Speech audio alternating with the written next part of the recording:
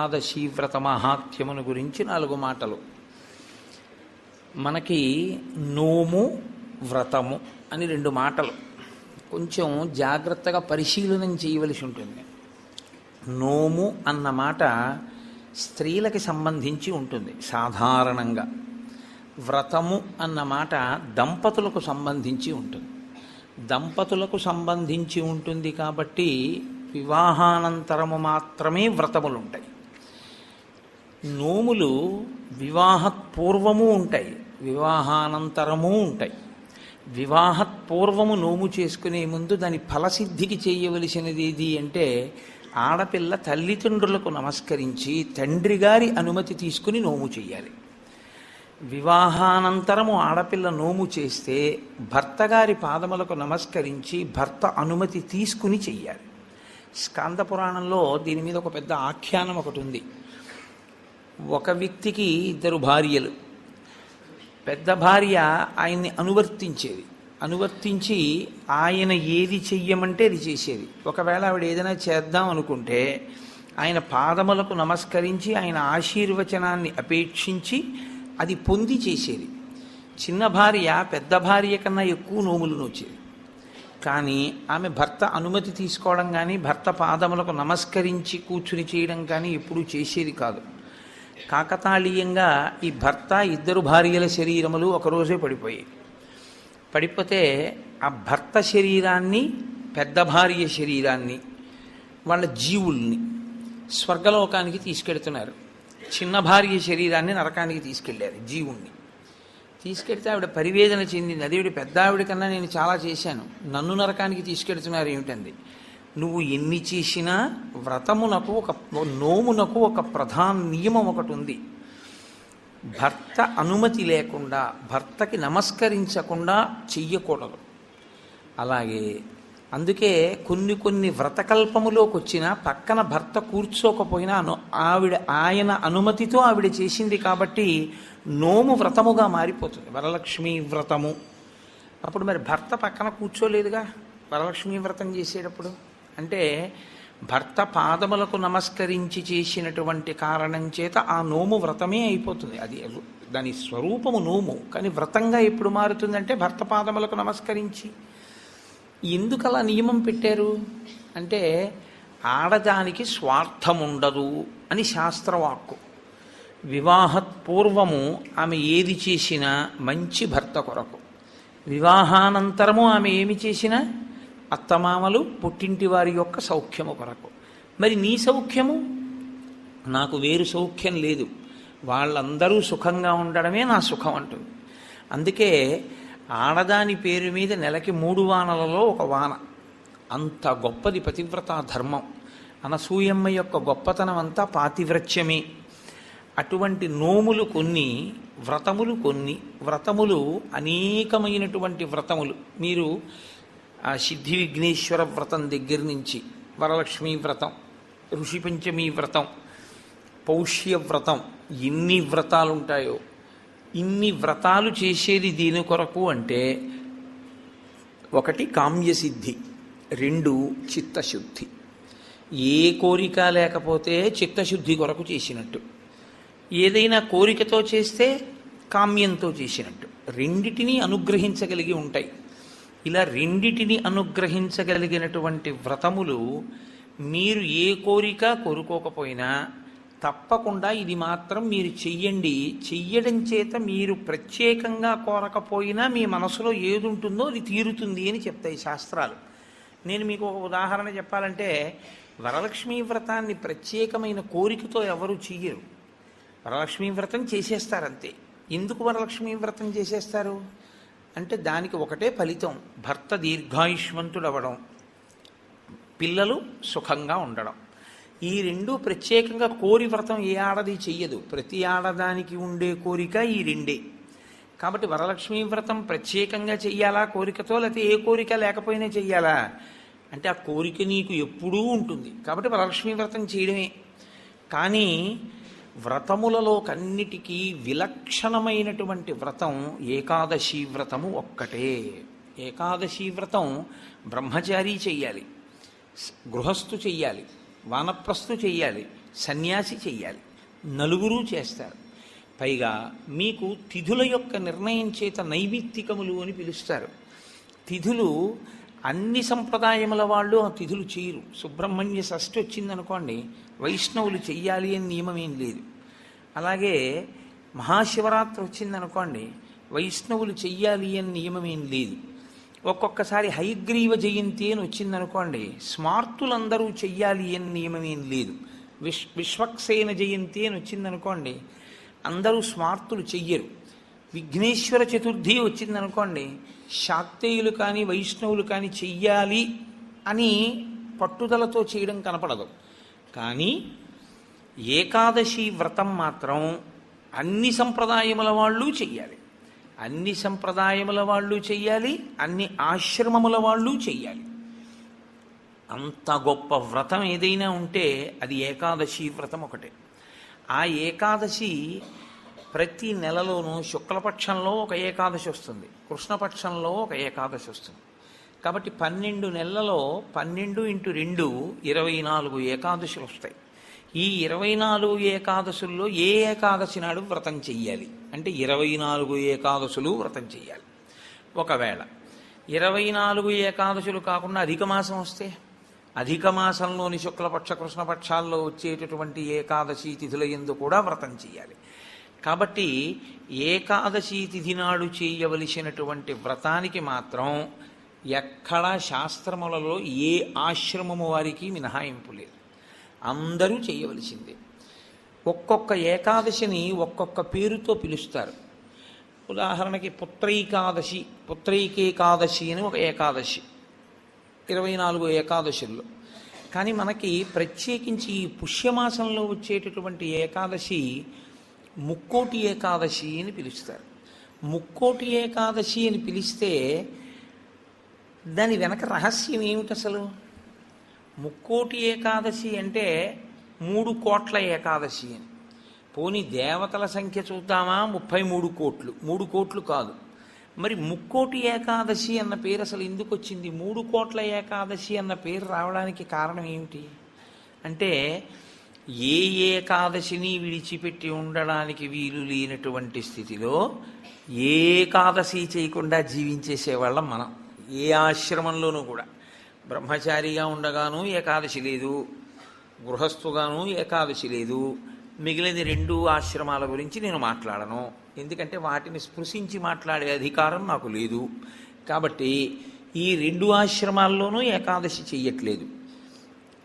మరి అంత గొప్ప ఏకాదశి వ్రతాన్ని చెయ్యకపోతే పాడైపోతున్నాడు. కాబట్టి ఏ ఏకాదశి నాడు వ్రతం చేస్తే 3 కోట్ల ఏకాదశులు చేసినటువంటి ఫలితం వస్తుందో ఆ ఏకాదశికి ముక్కోటి ఏకాదశి అని పేరు.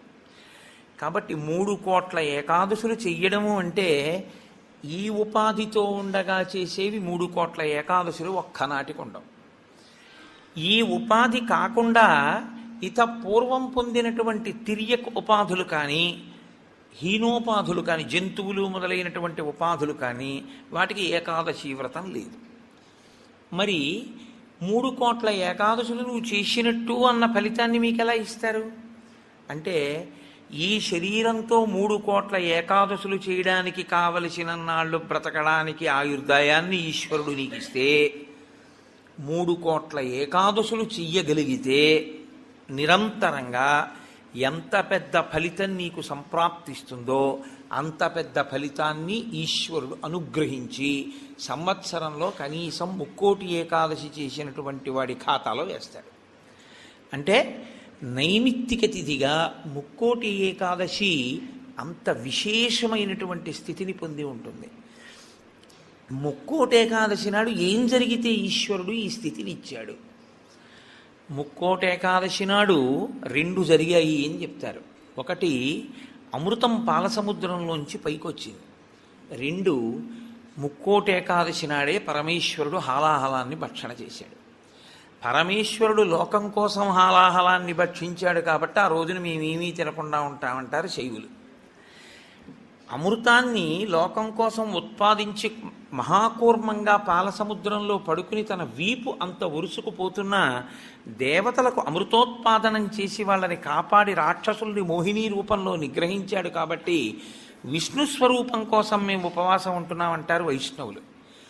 విష్ణువు అంత గొప్ప స్థితిని పొంది దేవతలకి రాక్షసులకి అమృతాన్ని పంచేటప్పుడు రాక్షసులకు చిక్కకుండా దేవతలకి పంచడానికి కావలసిన మోహ పెట్టగలిగినంత సౌందర్యాన్ని అమ్మవారిని ఉపాసన చేసి పంచగలిగాడు కాబట్టి అమ్మవారు ఈ అదృష్టాన్ని కల్పించింది కాబట్టి మేము ఉపవాసం ఉంటామంటారు శాక్తేయులు.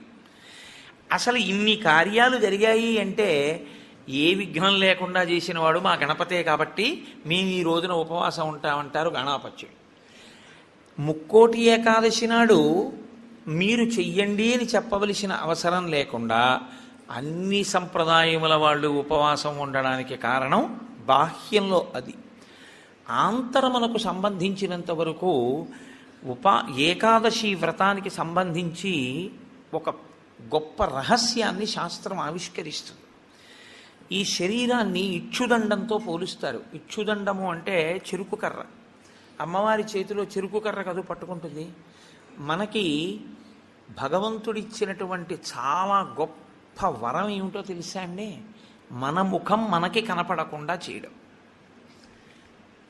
ఒక్క సెల్ ఫోన్ దొరికితేనే వాడు మైమరిచిపోయి 2 వీలర్ మీద సెల్ ఫోన్ చెవి దగ్గర పెట్టుకుని యాక్సిడెంట్లు చేస్తున్నాడు. ఎవడి ముఖం వాడికి కనపడింది అనుకోండి, ఇంకా ఇతరాలు ఎందుకు చూస్తాడు? వాడి ముఖం వాడు చూసుకుంటూ కూర్చుంటాడు. అద్దం దొరికిందనుకోండి, ఎందుకంత సంతోషం? ఎవడికి వాడంత అందగాడు వాడికి లేడు. ఆ అద్దం చూసుకుంటూ మురిసిపోతుంటాడు పసిపిల్లల దగ్గర నుంచి. తన స్వరూపము, స్వ అన్న మాట వాడడం కూడా మంచిది కాదు. ఎందుకంటే శంకరాచార్యులు వారు స్వరూప అన్న మాటని వేరొక చోట వాడతారు. స్వరూపానుసంధానం భక్తిరిత్యభిధీయతే అంటారు. అందుకని తన రూపాన్ని తాను చూసుకుని మురిసిపోవడానికి ఉపకరణము దర్పణము, అద్దము. ఎప్పుడూ మనకెలా ఉంటుందంటే చెరుకు కర్రకి కింద నుంచి పై వరకు మీరు ఎక్కడ కొరకండి తీపే, అలాగే మన శరీరం అంటే కింద నుంచి పై వరకు మనకి తీపే. ఈ శరీరంలో అబ్బాయి బొట్టు పెట్టుకోరా అన్నారనుకోండి, వాడికి బొట్టు పెట్టుకోవడానికి చిన్నతనం. బొట్టు పెట్టుకుంటే వాడి అందం అంతా ఏదో పాడైపోతుందని వాడికి ఒక భ్రాంతి. అందుకని వాడు బొట్టు పెట్టుకోడు. వాడు బొట్టు పెట్టుకోక ఏం కోల్పోతున్నాడో వాడికి తెలియదు. తెలియక బొట్టు పెట్టుకోవడానికి పెద్ద భేషజం. నిజంగా నువ్వు పెట్టుకున్న బొట్టు నీకు సాంప్రదాయికమైన సౌందర్యాన్ని, ఎంత సౌందర్యాన్ని తీసుకొస్తుందో నీకు తెలియదు. ఈశ్వరుడు పుట్టుమచ్చ తీసుకొచ్చి పెట్టుంటే ఏం చేస్తావు? పెట్టుకోరా అన్న బొట్టు మాత్రం పెట్టుకోవడానికి మనకు అంత కష్టం ఎందుకని?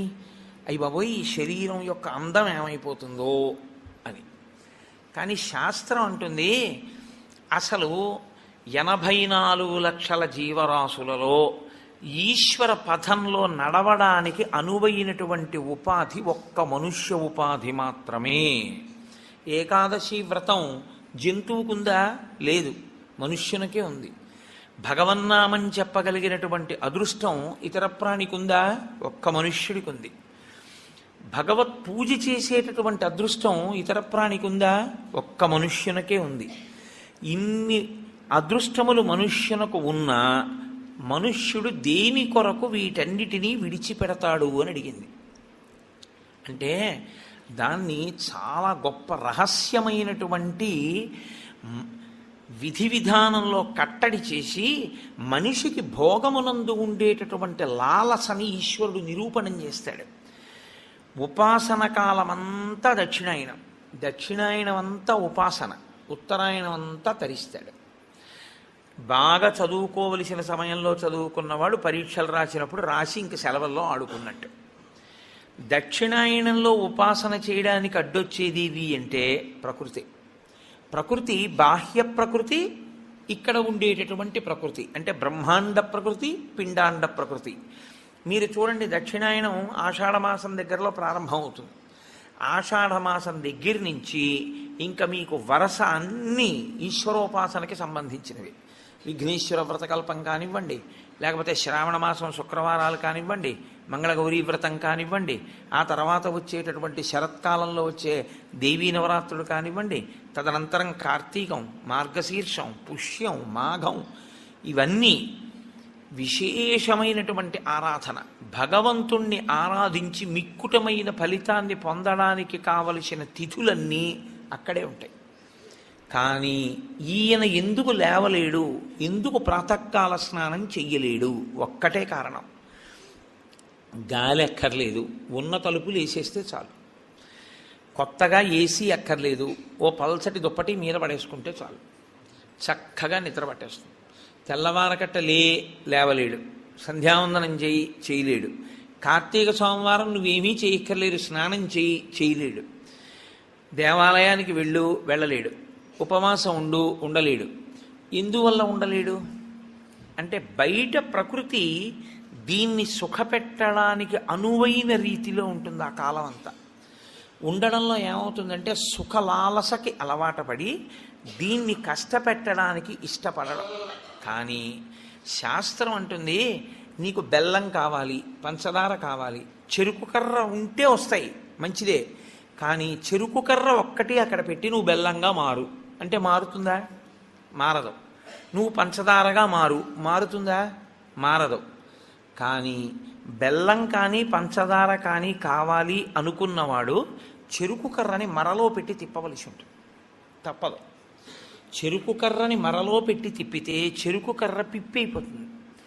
ఈ మొదల నుంచి ఆ చివరి వరకు పిప్పి చేస్తూ ఇట్నుంచి అటు తిప్పేస్తే చెరుకు కర్ర అంతా పిప్పి అయిపోయిన తర్వాత అందులో ఉన్న తీయటి రసమంతా కారిపోతుంది. ఇప్పుడు అలా కారిపోయిన రసం ఏదుందో అదే బెల్లం అవుతుంది, అదే పంచదార అవుతుంది, పంచామృతాల్లో ఒకటవుతుంది. ఈశ్వరుడికి నివేదన చేసే పదార్థంలో పంచదార వేసి వండకూడదు, బెల్లం వేసి వండాలి. కాబట్టి నివేదనకి బెల్లం అవుతుంది, పంచామృతాల్లో అభిషేకానికి పంచదార అవుతుంది. ఈ రెండుగా మారేది ఆ చెరుకు కర్రలోంచి. కానీ చెరుకు కర్ర నలగనంత కాలం పంచదార బెల్లం రావు. చెరుకు కర్రే కారణమైనా నేను నలగను అని చెరుకు కర్ర అందనుకోండి, పంచదార బెల్లం రాదు. ఏకాదశి వ్రతం చెయ్యను అన్నాడు అనుకోండి, మనుష్య జన్మ యొక్క సార్థకత రాదు. కాబట్టి ఏకాదశి వ్రతం ఎవరి కొరకు వారి కొరకే. ఈ వ్రతం మాత్రం నా భార్య కొరకు నా పిల్లల కొరకు కాదు. నా భార్య చేస్తే నా కొరకు దాని బిడ్డల కొరకు కాదు, నేను చేస్తే నా కొరకు, నా భార్య చేస్తే తన కొరకు, నా పిల్లలు చేస్తే వారి కొరకు.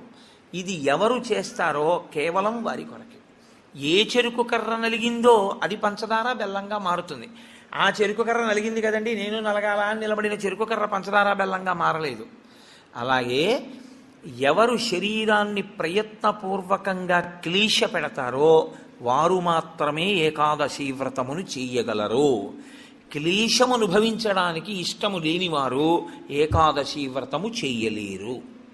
అందుకే ప్రతి శుక్లపక్షంలో ఈశ్వరుడు కృష్ణపక్షంలో ఏకాదశి తిథిని ఎందుకు నిర్ణయం చేశాడో తెలుసా అండి? ఒక్కటే కారణం. మనకి ఏకాదశి అన్న మాటకి 11 అని అర్థం. ఏకాదశి 11 అయితే క్లేశ పెట్టడము అన్న మాటకున్న అర్థం ఏమిటంటే మీరు ఏమీ చెయ్యొద్దు, ఇలాగే కూర్చోండి, ఒక్క 4 గంటలు లేవద్దు, ఇలా కూర్చోండి అన్నాను అనుకోండి, ఇది పెద్ద కష్టమే ఉందండి అనిపిస్తుంది ముందు. కానీ ఓ అరగంట అయ్యాక బోల్డ్ అన్ని పనులు ఉన్నాయి, ఏమిటో ఇలా కూర్చోపెట్టాడు, ఉత్తినే ఇలా కూర్చోవడం వల్ల ఎన్ని పనులు పోతున్నాయి, ఇటు కూర్చోవడం ఏమిటి అనిపిస్తుంది. ఓ గంట పోయాక నాకేమీ అక్కర్లేదు కానీ కాస్త ఈ కాలు తీసి ఈ కాలు పైకి ఎత్తనిస్తే చాలు అనిపిస్తుంది. కూర్చోలేడు. ఈ శరీరాన్ని అలా మీరు కూర్చోవడానికి అనువుగా 4 గంటలు కూర్చోబెట్టగలిగారనుకోండి, క్లేశపడి అయినా ఆసనం మారకుండా, పూజలోంచి పైకి లేవకుండా, ఆవలించకుండా, ఒళ్ళు విరవకుండా మీరు పూజామందిరంలో కూర్చోగలిగితే శరీరము క్లేశపడుతోందని తెలిసినా మీరు దాన్ని అలా కూర్చోపెట్టగలిగితే మీ శరీరము కన్నా మీ మనసు పైన నిలబడి అధికారాన్ని పొందింది అని గుర్తు. ఎందుకు అంటారేమో, ఇది నలుగుడు పడకుండా, ఇది క్లేశపడకుండా ఇది వెళ్ళదు. ఇది శాస్త్రంలో పరమరహస్యం. ఇది అసలు వచ్చినది ఎందుకు అంటే 2 కారణాల కోసం ఈశ్వరుడు దీన్ని ఇస్తాడు. తరించాలి అన్న ఉద్దేశ్యం తనంత తాను పొందని వాడికి ఈ శరీరం రావడం వల్ల వచ్చే ప్రయోజనాలు రెండే. ఒకటి, పూర్వజన్మలో చేసుకున్న పుణ్యము క్షయమైపోతుంది, పూర్వజన్మలో చేసుకున్న పాపము క్షయమైపోతుంది. ఈ రెండే జరుగుతాయి. ఎలా జరుగుతాయని మీరు అడుగుతారేమో. దీనికి ఏదో అనారోగ్యం వస్తుంది, ఈ మోకాలు నొప్పెడుతుంది, అబ్బా మోకాలు నొప్పిగా ఉంది, మోకాలు నొప్పిగా ఉంది, మోకాలు నొప్పిగా ఉంది అంటాడు. అసలు శరీరం అన్నది లేదనుకోండి, నొప్పిగా ఉందని బాధపడడానికి మీకేముంది? మీరు బాధపడడానికి ఏం లేదు. మీరు బాధపడాలి అంటే మీకు శరీరం ఉండాలి. శరీరం ఉంటే మనసు ఉంటుంది. అప్పుడు మనసు ఎప్పుడు బాధపడుతుంది? నా కూతురు ఏదో బాధపడితే నా మనసు బాధపడుతుంటుంది. నేను చేసుకున్న పాపపుణ్యాలు పోవాలి అంటే ఈ శరీరంతోనే నేను పోగొట్టుకోవాలి. నేను అలా ఓ భవనాన్ని చూపించి ఇది నాదే, ఇది నాదే, ఇది నాదే అంటున్నాను అనుకోండి, నా పుణ్యం పోతూ ఉంటుంది. ఎందుకంటే మీరు ఎంత పొంది ఉన్నారో అంత వలన ఈశ్వరుడు అంత పుణ్యాన్ని క్షయం చేస్తాడు. నీకు ఇంత పుణ్యం చేశావు, అది పోతే ఇదిగో ఇంత నీకుంది అన్న అధికారం ఇస్తాను. ఇన్ని మాటలు నాదని నువ్వు అనొచ్చు. ఇంత పుణ్యం నీకు పోతే ఇంత సుఖాన్ని నువ్వు అనుభవించవచ్చు.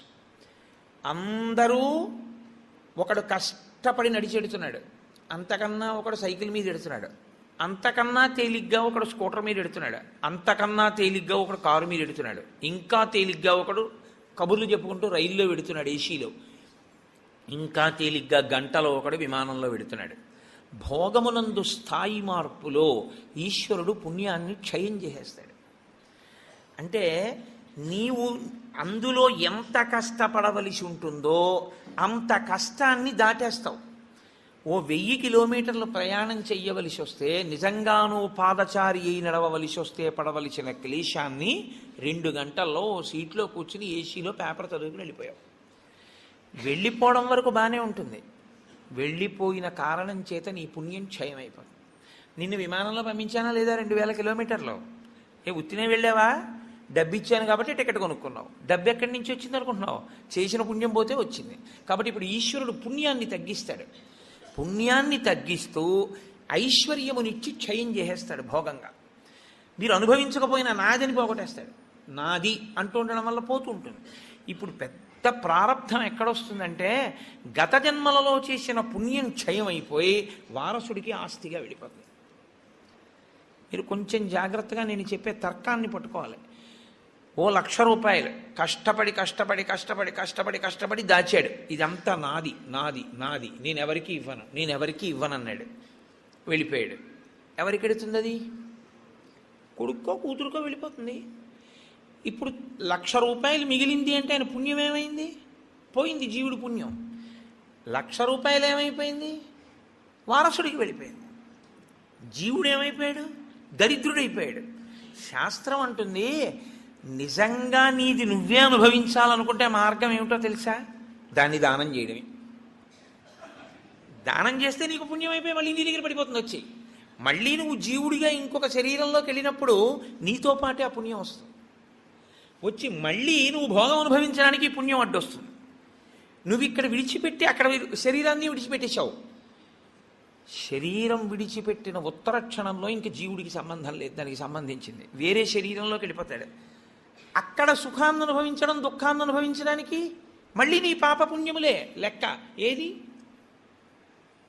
ఏం పెట్టి అనుభవింపజేయాలి? అందుకని బాగా కష్టపడిపోతున్నాడు, పాపం పోతోందని గుర్తు. బాగా సుఖపడిపోతున్నాడు, పుణ్యం పోతోందని గుర్తు. మీరు జాగ్రత్తగా పట్టుకుంటే, బాగా కష్టపడుతున్న వాడెవరో వాడు తన పాపాన్ని పోగొట్టుకుంటున్న అదృష్టవంతుడు. బాగా సుఖపడుతున్న వాడెవరో వాడు తన పుణ్యాన్ని పోగొట్టుకుంటున్న దురదృష్టవంతుడు. కాబట్టి బాగా సుఖపడేవాడెవడో వాడు ఎక్కువ జాగ్రత్తగా ఉండాలని చెప్తోంది శాస్త్రం. ఎందుకో తెలుసా అండి? జీవుడి ఖాతాలోకి మళ్ళీ తేవాలి.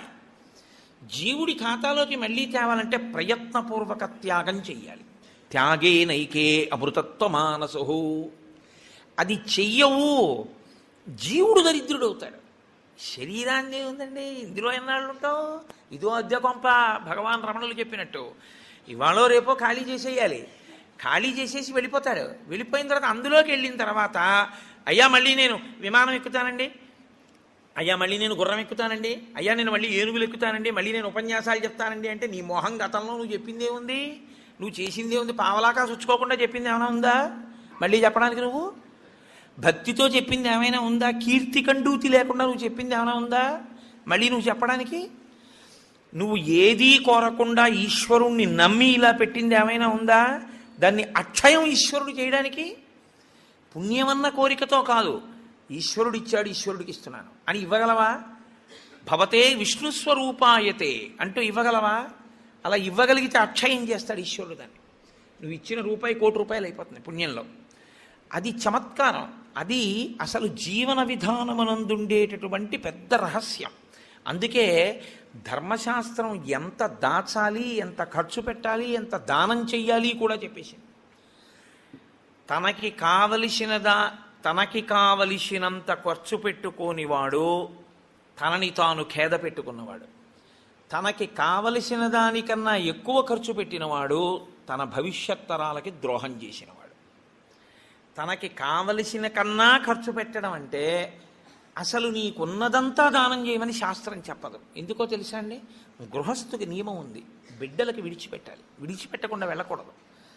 కానీ 3వ వంతు మాత్రం దానం చేసుకోకపోతే జీవుడు పాడైపోతాడు. పుణ్యం పోయింది, మళ్ళీ పుణ్యం ఏది జీవుడి ఖాతాలో? అందున అసలు ఏ ప్రతిఫలాపేక్ష లేకుండా ఈశ్వరుడు ఇచ్చాడు, ఈశ్వరుడు కొరకు అంటూ ఇచ్చిన వాడిది 1 కోటి చేస్తూ పెడతాడు ఈశ్వరుడు. కాబట్టి క్లేశము లేక నీవు తరించలేవు. ఇది సనాతన ధర్మమునందు అంతర్లీనమైనటువంటి ప్రతిపాదన. మీ జీవితంలో మీరు ఎప్పుడూ మీ కొరకు మీరు కాకుండా మీరు పక్కవారి కొరకు కూడా ఏదో చేస్తూ ఉండాలి. దేని కొరకు అంటే వాడికి లేనివాడని కాదు. భవతే విష్ణుస్వరూపాయతే, ఆ విష్ణువే నన్ను తరింపచేయడానికి అక్కడ పుచ్చుకునేవాడిగా నిలబడ్డాడు. ఆయన అలా నిలబడకపోతే నా పుణ్యం ఎలా వృద్ధి పొందుతుంది? నా జీవుడికి ఖాతాలో ఎలా పడుతుంది ఐశ్వర్యం? కాబట్టి విష్ణువే వచ్చి లేనివాడిగా నించుని నా దగ్గర పుచ్చుకుంటున్నాడు. అందుకే ఇచ్చేవాడు పుచ్చుకునేవాడికి నమస్కారం అందుకు చేస్తారు సనాతన ధర్మంలో. అందుకే పుచ్చుకున్నవాడు ఇచ్చినవాడికి చేయడు, ఇచ్చినవాడు పుచ్చుకున్నవాడికి నమస్కారం చేస్తాడు. ఇక్కడి ఐశ్వర్యం భవిష్యత్ జన్మలలో ఐశ్వర్యంగా మార్పు చేయడానికి ఆయన ఉపకరణంగా నిలబడ్డాడు. కాబట్టి ఇప్పుడు అసలు శరీరమును క్లేశ పెట్టకుండా నీవు తరించలేవు. ఇందులో మొదటి మెట్టు ఎక్కడ వరకు? పునర్జన్మ సిద్ధాంతమును అంగీకరించినప్పుడు జీవుడు మళ్ళీ శరీరాన్ని తీసుకుంటే అన్న దగ్గర నువ్వు ఏదో ఒకటి చెయ్యాలి. ఏమండి నా దగ్గర అంత డబ్బు లేదు, ఈశ్వరుడి పల్లకి మొయ్యి. ఏమండి నేను పల్లకి మొయ్యలేను, కూర్చుని భగవత్కథ వినగలవా? విను. నేను భగవత్కథ కూడా వినలేను, పోని నామం చెప్పగలవా? చెప్పు. నేను నామం కూడా చెప్పలేను పైకి, పోని నోట్లో అనుకోగలవా?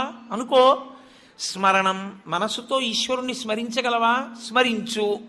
నువ్వు ఏది చేసినా పుణ్యమే. నువ్వు ఈశ్వరుడితో ఎలాగైనా దగ్గరి సంబంధాన్ని పెట్టుకుంటే నువ్వు నిచ్చెన ఎక్కుతున్నవాడివే. ఇందులో మళ్ళీ 2 మార్గాలు ఉంటాయి. మొదటి మార్గము ఉత్తర జన్మల యందు జీవుణ్ణి సుసంపన్నుణ్ణి చేసుకోవడం. ఎందుకో తెలుసా అండి? ఉత్తరాయణంలో వెళ్ళిపోయాడు అంటారు. ఉత్తరాయణంలో వెళ్ళిపోయాడు అంటే దక్షిణాయనంలో వెళ్ళిపోయిన వాడు నిర్భాగ్యుడు అని కాదు దాని అర్థం. ఉత్తరాయణంలో వెళ్ళిపోయిన వాడు అంటే ఏంటంటే చేసుకోవలసిందంతా చేసుకుని వెళ్ళిపోయినవాడు అని. దక్షిణాయనంలో చేసుకోవలసిందంతా చేసేసుకున్నవాడు ఉత్తరాయణంలో పెడతారు కదండి. అంటే చేసుకోవలసిన పుణ్యం అంతా చేసేసుకున్నవాడు దక్షిణాయనంలో వెళ్ళినా ఒకటే, ఉత్తరాయణంలో వెళ్ళినా ఒకటే. ఇప్పుడు ఈ చేసుకునే పుణ్యం 2 కింద విభాగం చేస్తాడు ఈశ్వరుడు. ఒకటి మళ్ళీ వచ్చే జన్మకి పెట్టుబడిగా నువ్వు వాడుకోవలసింది. 2 అసలు జన్మే అక్కర్లేదని ఈశ్వరుడితో కలిసిపోవలసింది. ఈ రెండిటిలో నీకు ఇంకా వచ్చే జన్మలో కూడా ఏదో వెలగబెట్టేద్దామన్న కోరికుంటే మొదటి మార్గం. అసలు నేను అలా వెలగబెట్టేద్దామన్న కోరిక నాకు లేదు, మహాప్రభో మళ్ళీ నాకు ఈ ధర్మశాస్త్రాలు ఈ సూక్ష్మాలు తెలుస్తాయో తెలియవో, కొంపతీసి ఆ జన్మలో మళ్ళీ నేను అన్నీ దాచుకుని వెళ్ళిపోతే అప్పుడు ఏమైపోవాలి జీవుడు? నాకు అది వద్దు ఇది వద్దు, నాకు అది సున్నైపోవాలి, ఇది సున్నైపోవాలి. పాపము పుణ్యము 2 ఉండకూడదు నాకు. ఇప్పుడు పాపము లేదు పుణ్యము లేదు. ఇప్పుడు 2 లేనప్పుడు ఈ శరీరం ఎందుకు అనుభవించడానికి? పాపానుభవానికి శరీరం, పుణ్యానుభవానికి శరీరం. పాపానుభవం లేదు, పుణ్యానుభవం లేదు, ఇంక ఈ శరీరం ఎందుకు నీకు? కాబట్టి ఇవ్వడు ఈశ్వరుడు. ఈశ్వరుడు ఇవ్వకుండా ఉండాలి అంటే పాపమును పుణ్యమును కాల్చాలి. పాపమును పుణ్యమును కాల్చడానికి నీకెంత పాపం ఉందో నీకు తెలుసా? నీకెంత పుణ్యం ఉందో నీకు తెలుసా? తెలియదు. ఈశ్వరుడు అన్నాడు, నీవు నీ జేబులో ఉన్న 10 రూపాయలు ఇంకోడికి ఇచ్చేయడం కష్టమైనా క్లేశపడి ఇవ్వడం వల్ల పుణ్యం ఇచ్చినట్టే, ఈశ్వరుణ్ణి చేరుకోవడం కోసం నీకిచ్చిన తెప్పయైన ఈ శరీరాన్ని క్లేశ పెట్టడానికి ఏకాదశి వ్రతాన్ని నిర్ణయం చేశాడు. ఏకాదశి వ్రతం చాలా గంభీరమైన వ్రతం. అందుకే లోకంలో పెద్దలు ఏం చెప్తారంటే, స్వామి పుష్కరిణీ స్నానం, సద్గురోహపాద సేవనం, ఏకాదశి వ్రతం చాపి త్రయం అత్యంత దుర్లభం. ఈ 3 చెయ్యలేరు అని చెప్తారు. ఎందుకు చెయ్యలేరు? స్వామి పుష్కరిణీ స్నానం, అక్కడికి వెడతాడు, ఆనందనిలయం చుట్టూ 100 మార్లు తిరుగుతాడు, కానీ పుష్కరిణిలో స్నానం చేద్దామన్న ఊహవాడికి రానేరాదు.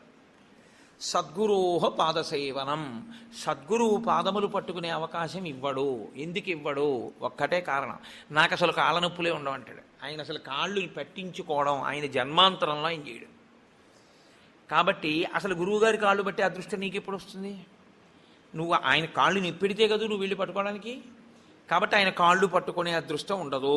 సద్గురోహ పాదసేవనం, ఏకాదశి వ్రతంచాపి, ఏకాదశి వ్రతము చెయ్యలేడు. ఎందుకు చెయ్యలేడో తెలుసా అండి? మీరు అంగీకరించినా అంగీకరించకపోయినా శాస్త్రీయమైన, వేదప్రోక్తమైన, ఋషిప్రోక్తమైన ఒక పెద్ద రహస్యాన్ని మీకు ఇప్పుడు చెప్తా. ఏకాదశి వ్రతం ఎందుకు కష్టం? మీ అబ్బాయికి ఉద్యోగం వస్తుంది, సత్యనారాయణ వ్రతం చేయి, చేస్తాడు. మీ అమ్మాయికి పెళ్ళి అవుతుంది, ఈ వ్రతం చేయి, చేస్తారు. నువ్వు చచ్చిపోయేటప్పుడు ఈశ్వరుడు గుర్తొస్తాడు, చచ్చిపోయేటప్పుడు ఎలా ఉంటుందో అలా ఊహించుకుని ఈ వ్రతం చేయి అంటే, ఇప్పుడు వద్దులేండి తర్వాత చేస్తానంటే కదండి. ఏకాదశి వ్రతం నిజానికి అంతే. ఏకాదశి వ్రతం ఎందుకు చేయిస్తారో తెలుసా అండి? ఉపవాసం, అన్నం తినకూడదు. అన్నం తినకపోవడం కాదు, అన్నాన్ని పచనం చెయ్యడానికి కావలసిన సంభారములను స్పృశించి పచన ప్రయత్నమునందు నిమగ్నము కాకూడదు. అంటే ఏకాదశి నాడు ఉపవాసం ఉండి ద్వాదశి నాడు కాకరకాయ పులుసు పెట్టి వండుకుందామా, వేపుడు చేసుకుందామా అని ఆలోచించకూడదు. ద్వాదశి పారణ కోసం ఏకాదశి నాడు కాయగూరలు తరుక్కోకూడదు. ద్వాదశి నాటికి పనికొస్తుందని ఇవాళ పప్పు నానపోయకూడదు. అంటే అసలు మీ శరీరమును పోషించుకోవడానికి కావలసిన ఏ పనిని ఏకాదశి నాడు చేయకూడదు. మరి ఇంక ఏకాదశి నాడు ఏం చేయాలి? అసలు చాలా నిష్కర్షగా మాట్లాడితే నిర్జలోపవాసం, ముక్కోటి ఏకాదశి. నీటిని త్రాగకూడదు, ఉమ్ము మింగకూడదు. ఈ నిర్జలోపవాసం ఎందుకు చేయిస్తారో తెలుసా అండి? పిచ్చాడా, మనుష్యులలో 199 మంది తెలిసే వెళ్ళిపోతారు. అకస్మాత్తుగా అనాయాసంగా వెళ్ళడం మహాదృష్టవంతులకి తప్ప జరగదు. నాకు కాకినాడలో మొన్న తెలుసున్నవారు ఒకరు ఏదో అట్టేస్తానని కూతురికి, ఏమిటో మంటగా ఉండు అని వెళ్ళి మొక్కలకి నీళ్లు పోసి పడుకొని ఏదో చెప్తూ ఇలా అలా ఉండిపోయింది. అంతే. ఏమైందంటే వెళ్ళిపోయింది, అంతే, ప్రాణోత్క్రమణం అయిపోయింది. అది అందరికీ పట్టే భాగ్యం కాదు, చాలా కష్టం, అలా వెళ్ళరు. సాధారణంగా 199 మంది వెళ్ళే మార్గం ఏమిటంటే, రెండిటిని ఎండగట్టి పంపుతారు. ఒకటి నీరివ్వరు, 2 అన్నం పెట్టరు. ఎందుకని అంటారేమో, తీసుకెళ్ళి ఎక్కడ పడుకోబెడతారు ఇంటెన్సివ్ కేర్ యూనిట్లో. వాడి కర్మ అంతా ఎక్కడొస్తుందంటే ఇక్కడ గొట్టం పెడతారు, ఇందులోంచి ఏం పోయిరు, ఇందులోంచి ఎక్కిస్తారు. దీంతో ఏం తాకూడదండి అంటారు, దీంతో ఏమీ తినకూడదండి అంటారు. ఇందులోంచి వెళ్ళిందే ఆహారం, ఇందులోంచి వెళ్ళిందే పానీయం. ఫోన్లేండి, ఇప్పుడు మాకు వచ్చిన నష్టం ఏమిటి, ఏదో ఒకటి ఎక్కుతోందిగా చచ్చిపోంగా అంటారేమో. ఓ 8 బెడ్స్ వేస్తారు అక్కడ. అకస్మాత్తుగా వీడికి పెతిడ్రిన్ ఇంజెక్షన్ ఇచ్చి వీడు పడుకుని ఉంటే 11ంటికి గొళ్ళుమని ఏడుపు వినపడుతుంది. 3వ బెడ్ మీద వాడిని స్ట్రెచ్చర్ మీద బయటికి తీసుకెళ్ళిపోతూ ఉంటారు. వీడికి గుండెలు గుబక్కుమంటాయి. 11 మంచాలు ఉండేవి, 3వ మంచం వాడు వెళ్ళిపోయాడు. వీడు 8వ మంచం వాడు అయితే పర్వాలేదు, వీడు 1, 2 అయ్యాడు అనుకోండి. వీడి కర్మే. నేను చూశానండి, నేను యథార్థంగా చూశాను ఒక హాస్పిటల్లో. నేను దీన్నేమి హాస్యంగా చెప్తున్నానని మీరు అనుకోకండి. 3 మంచాలలో మధ్య మంచం ఆయన వెళ్ళిపోయాడు. నేను చూస్తున్నా, ఎవరో కాదు మా బంధువే. ఏడుస్తుంటే డాక్టర్లు అన్నారమ్మా ఇక్కడ ఏడవకూడదు, నిశ్శబ్దంగా తీసుకెళ్ళి బయట ఏడవండి అన్నారు. ఎందుకంటే వాళ్ళు వెళ్ళిపోతారు గట్టిగా ఏడిస్తే, ఏడవకూడదు అన్నారు. నిజమే అది. వాళ్ళు అప్పటికే, నేను వెళ్ళిపోయిన వాడిని చూడటం లేదు, 1, 3 మంచాల వాళ్ళని చూస్తున్నాను. వాళ్ళు వీడు వెళ్ళిన మార్గం మూసుకుపోవుగాక అని వాళ్ళిద్దరు అలా చూస్తున్నారు. వీడు అదే వ్యాధితో జాయిన్ అయిన వాడికి ఎంత భయంగా ఉంటుందండి. గబాలను గోనుగుడలో బారేసి దగ్గర చేసి పట్టుకెళ్ళిపోతున్నారు బయటికి. పట్టుకెళ్ళిపోతుంటే ఆ బయటికి తీసుకెళ్ళిన తర్వాత ఇలా కిటికీలోంచి చూస్తే ఏం చేస్తున్నారో అన్నీ కనపడుతున్నాయి. కనపడుతుంటే వీడికి ఎలా ఉంటుంది, వీడి పరిస్థితి ఎలా ఉంటుంది? నాన్న రామకృష్ణ అనుకో ఇప్పుడు, అంటే నీ మొహం ఇచ్చా ఎక్కడంటానంట. తినలేడు, తాగలేడు, బయటికి వెళ్ళలేడు, తింటే తప్ప తాగితే తప్ప నిద్ర పట్టడం అలవాటుగా చేసుకుని ఉన్నవాడు. కడుపు నిండా తింటే కనుబడిపోతుంది. అందుకని రాత్రి అయ్యేటప్పటికీ బాగా తినేసి పడుకోవడం, నిద్రైపోవడం, మళ్ళీ లేవడం, మళ్ళీ తింటూ ఉండడం, ఇది అలవాటైపోయింది చాలా కాలంగా. ఇప్పుడు కాదు, కోట్ల జన్మలుగా జీవుడు అలవాటు చేసుకున్నాడు దీన్ని. ఇప్పుడు తినకుండా తాగకుండా ఈశ్వరుణ్ణి నామం కూడా చెప్పు, ఇంతకన్నా క్లేశం ఇంకోటి ఏముంటుందండి? తినద్దంటే క్లేశం, తాగద్దంటే క్లేశం. పోనీ తినద్దు తాగండం, తాగద్దు తినండం. తినద్దు తాగద్దని ఊరుకోడు భగవన్నామని చెప్పమంటాడు. తినద్దనేటప్పటికే ఏమవుతుందంటే, ఏకాదశి నాడు ఉపవాసం చేయండి అన్నాను అనుకోండి, ఇంకో దోషి ఇవాళ తినేద్దామంటే రేపంతా ఉపవాసం అంటే. కాబట్టి తినద్దు అంటే భయం, తాగద్దు అంటే భయం. తినద్దు తాగద్దు అని ఊరుకోరు. భగవన్నామని చెప్పేటప్పుడు మనసును అలా ఈశ్వరుని యందు నిలబెట్టు అంటారు. ఇప్పుడు ఈ 3 సాధించడం మీ పిల్లల కోసం కాదు, మీ భర్త కోసం కాదు, భార్య కోసం కాదు. ఎవరి కోసం? ఎవరికి వారి కోసం. ప్రతి పక్షంలోనూ ఒకసారి ఈ ఎక్సర్సైజ్ చేస్తే, ఈ వ్యాయామం చేస్తే, రిహార్సల్ అని ఒకటి ఉంటుంది. అంటే చూడండి, ఒక నృత్య ప్రదర్శన చేసేవాళ్ళు 10 మాటలు బయట వేసుకుంటారు. ఒకసారి ఇలా వేద్దాం, ఇలా వేద్దాం, దాన్ని తీసుకొచ్చి చిట్ట చివర ఒకసారి రంగస్థలం మీద వేసేస్తారు.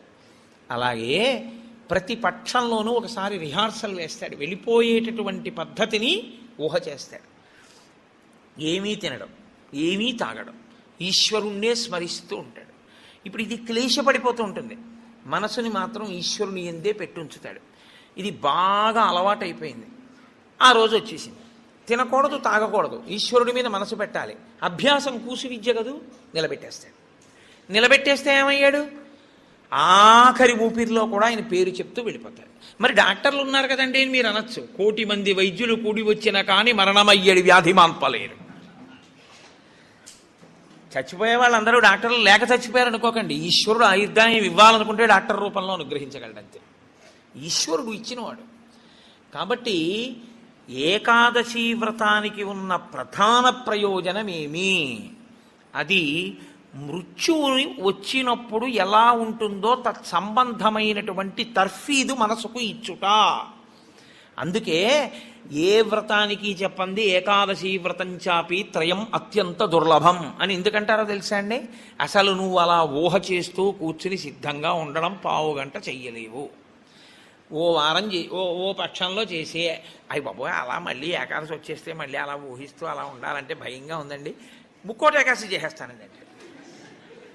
కాబట్టి ఈశ్వరుడు అంటాడు, పోన్లే ఏడాదంతా చేయలేవా, బెంగెట్టుకోకు, ఏడాదంతటికి బదులుగా ముక్కోటి ఏకాదశి చేస్తావా, అప్పుడు నేను ఎన్ని ఫలితాలు ఇవ్వాలి నీకు? 23 ఏకాదశుల ఫలితం ఇవ్వాలి. అథవా ఈ ఏకాదశితో కలిపి 24 ఏకాదశుల ఫలితం ఇవ్వాలి. కానీ నేను ఒకటి ఎక్కువ అడుగుతాను, దానికి తగినంత నీకు ఇస్తాను. నేను అడిగిన ఎక్కువ చెయ్యాలి, నువ్వు అడిగిన దానికన్నా కొన్ని కోటి రెట్లు ఇస్తా. 3 కోట్ల ఏకాదశుల ఫలితం ఇస్తా. కానీ మామూలు ఏకాదశుల కన్నా విరుద్ధంగా నువ్వు దీన్ని చెయ్యాలి. ఎందువల్ల విరుద్ధంగా చేయవలసి ఉంటుంది ముక్కోటి ఏకాదశి అంటే, మామూలు ఏకాదశి నాడు మీరు ఉపవాసం చేసేటప్పుడు పండు కాని, కాయ కాని, అథవా కాసిన పాలు కాని తాగితే ఉపద్రవం ఏం రాదు. దానికి దోషం పట్టదు శాస్త్రం. ఎందుకంటే శాస్త్రం ఉపవాసం మీద చర్చ చేస్తుంది. ఉపనిషత్తుల్లో ఆ విషయం ఉంది, వేదంలో ఆ విషయం ఉంది. ఎప్పుడెప్పుడు ఉపవాసం ఎలా చెయ్యాలి అన్నది ఉంది. ఆదివారం నాడు కానీ, పౌర్ణమి నాడు కానీ, అమావాస్య నాడు కానీ రాత్రి ఉపవాసం మాత్రమే చెయ్యాలి. పగటిపూట ఉపవాసం చేయకూడదు. ఆదివారం నాడు రాత్రి ఏమీ తినకూడదు. పౌర్ణమి నాడు రాత్రి ఏమీ తినకూడదు. అమావాస్య నాడు రాత్రి ఏమీ తినకూడదు. ఆ ఉపవాస నియమం అక్కడ వరకే. పగటిపూట మీరు భోజనం చేసినా పలహారం చేసినా శాస్త్రం అడ్డురాలు. సాధారణంగా శాస్త్రం ఏం చెప్తుందంటే 2 పర్యాయములు తీసుకోమని చెప్తుంది. 2 పర్యాయములు తీసుకోవచ్చు. కానీ ఇక రాత్రి వేళ తినకూడదు. అష్టమి తిథి, చతుర్దశి తిథి, ఈ 2 తిథుల్లో పగటి వేళ తినకూడదు, రాత్రి వేళ తినాలి. పగటి వేళ ఏమీ తినకుండా ఊరుకుని నక్షత్ర దర్శనం అయిన తర్వాత మాత్రం భోజనం చేయొచ్చు. అది ఒక్క అష్టమి చతుర్దశి తిథులకు. కాబట్టి ఈ తిథులలో ఉపవాసాలకి, వారములలో ఆదివారం ఉపవాసాలకి, ఎందుకంటే వారాలు అన్ని యుగాల్లో లేవు, కలియుగంలోనే వారాలు. మీరు రామాయణాన్ని చూస్తే రామాయణంలో వారాలు ఉండవు. కాబట్టి వార నియమం ఎవరికి వచ్చిందంటే ఒక్క కలియుగంలోనే వచ్చింది. కలియుగంలో ఆదివారమే ఉపవాసం ఎందుకు పెట్టారో తెలుసా అండి? ఆరోగ్యం భాస్కరాది చేత్. ఆరోగ్యము సూర్యభగవానుడి యొక్క అనుగ్రహంతో నిలబడుతుంది. సూర్యభగవానుడు అధిదేవతగా కలిగినటువంటి రోజు, ఆయన యొక్క తేజస్సు ఎక్కువగా పరిపుష్టమయ్యే రోజు భానువారము, ఆదివారం. అటువంటి సూర్యభగవానుని యొక్క అనుగ్రహం కలగాలి అంటే ఆదివారం నాడు ఉపవసించాలి.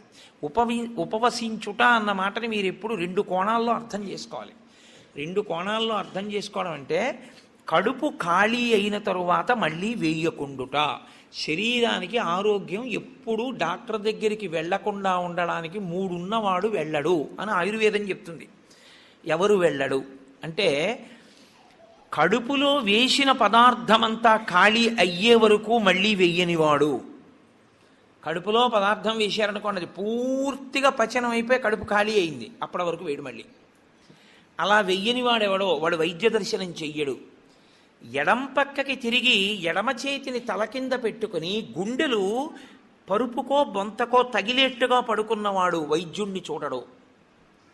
3, ప్రతిరోజు రాత్రి తాంబూల చర్వణం చేస్తూ కొంచెం సేపు నడిచి పడుకునేవాడు వైద్యుణ్ణి చూడడు. ఈ 3 పూర్ణారోగ్యానికి ఆయుర్వేద శాస్త్రం విధించినటువంటి నియమాలు. అందుకని అలాగే పడుకోవాలి. అందుకే మీరు ఎప్పుడైనా మహాత్ములు పడుకోవడం చూస్తే ఎప్పుడు ఎడం పక్కకే పడుకుంటారు. కారణం ఏంటంటే ఎడం పక్క పడుకోవడం ఆరోగ్యాన్ని ఇచ్చేస్తుంది, వైటల్ ఆర్గాన్స్ అన్నింటినీ సేఫ్ గార్డ్ చేస్తుంది. నేను ఒకసారి డాక్టర్ని అడిగి అది ఏంటంటే అలా ఉంది ఆయుర్వేదంలోని. నిజమేనండి, అలాగే పడుకోవాలన్నారు. అంతేనండి, మేమైనా అలాగే చెప్తాం, ఎడం పక్కకి తిరిగి పడుకుంటే చాలా మంచిది కోటేశ్వరరావు అన్నాడు. కాబట్టి నేను పురాణాల్లో ఉన్న ఎన్నో విషయాలు డాక్టర్ గారిని అడుగుతుంటే వాళ్ళు నిజమేనండి ఇవన్నీ అంటుంటారు. నేను శరత్కాలంలో అమ్మవారి పూజ ఎందుకు చేస్తారు అన్నదాని గురించి దేవీ భాగవతంలో ఉన్న విషయాలని కొన్నింటిని ఒకసారి డాక్టర్ గారిని అడిగితే ఆయన నాకు తెల్లబోయే రహస్యాలు చెప్పాడు. మీరు చెప్పినవే హ్యూమన్ ఎనాటమీలోకి మార్చి చెప్తే మాకేం చెప్తారంటే చలికాలంలో తమంత తాముగా నాడులన్నీ కూడా సన్నబడిపోతాయి చలిగాలికి. కొవ్వు చిన్న చిన్న చిన్న చిన్న చిన్న చిన్న గింజల్లా ఉండి పరిగెడుతుంటుంది రక్తంలో. ఎప్పుడైతే నాడులు ఇలా రక్తనాళాలు సంకోచించాయో అది వెళ్ళి ఆగుతుంది.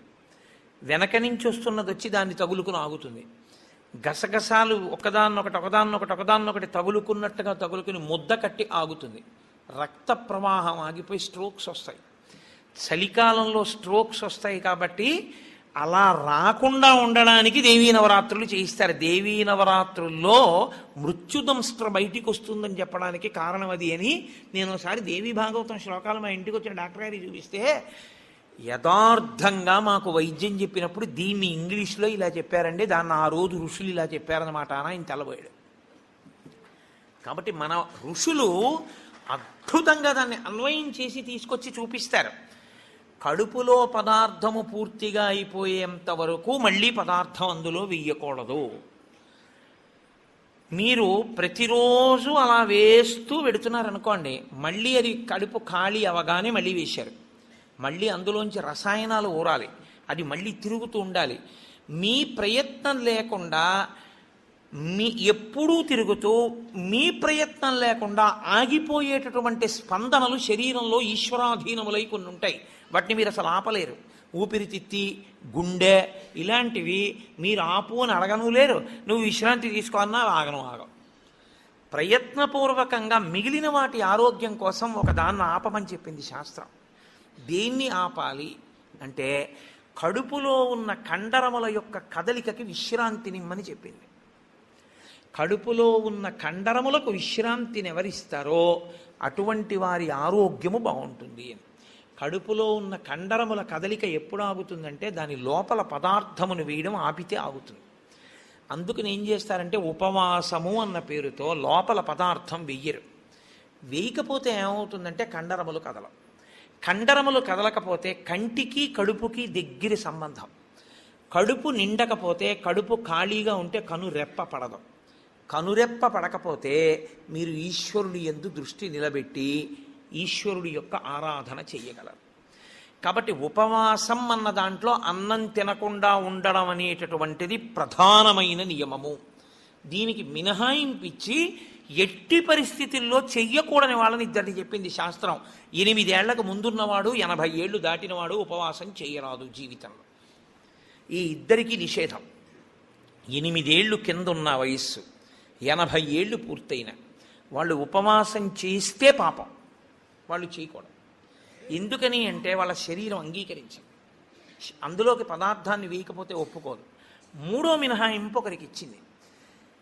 కడుపులోకి పదార్థం వెయ్యకపోవడమే విషంగా మారిపోయి శరీరాన్ని పడగొట్టగలిగిన వ్యాధి ఏదైనా సంక్రమించి ఉంటే, అంటే ఒక షుగర్ పేషెంట్ అనుకోండి, ఆయన అలా ఉండిపోయాడు అనుకోండి, ఫాస్టింగ్లో పడిపోతుంది, కోమాలోకి వెళ్ళిపోతాడు. అప్పుడు ఆయన పదార్థాన్ని శరీరం నిలబెట్టుకోవడానికి కావలసినంత పదార్థాన్ని లోపలికి పంపినా ఆయన ఉపవాసం చేసినవాడే. మీరు ఎప్పుడూ ఒకటి గుర్తుపెట్టుకోవాలి, శాస్త్రం ఎప్పుడు మాట్లాడినా చాలా ఉదారంగా మాట్లాడుతుంది. శాస్త్రము కఠినంగా అసలు ఎప్పుడు ప్రవర్తించదు.